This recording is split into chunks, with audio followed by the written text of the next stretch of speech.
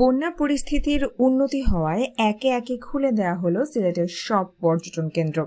রবিবার 23 জুন সকালে প্রথমেই সিলেটের জ্ঞাইনঘাট উপজেলার পর্যটন কেন্দ্র এবং বিকালে কোম্পানীগঞ্জ ও জৈন্তাপুর উপজেলার পর্যটন কেন্দ্র পর্যটকদের জন্য উন্মুক্ত করে দেওয়া হয়েছে।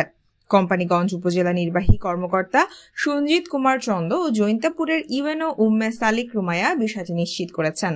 এর আগে বন্যা পরিস্থিতির কারণে 2 দফায় পর্যটন কেন্দ্রগুলো বন্ধ করে দেওয়া হয়েছিল। সিলেটে চলতি মৌসুমে বন্যা পরিস্থিতি অবনতির পর 2 দফা পর্যটন কেন্দ্রগুলো বন্ধ ঘোষণা করা হয়।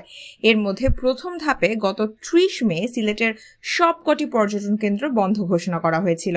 পরে বন্যা পরিস্থিতির উন্নতি হলে 7 জুন থেকে সিলেটের সবকটি পর্যটন কেন্দ্র খুলে দেওয়ার ঘোষণা দেওয়া হয়। দ্বিতীয় দফায় বন্যা পরিস্থিতির অবনতি হলে 18 জুন থেকে আবারও সিলেটের সব পর্যটন কেন্দ্র বন্ধ করে দেওয়া হয়।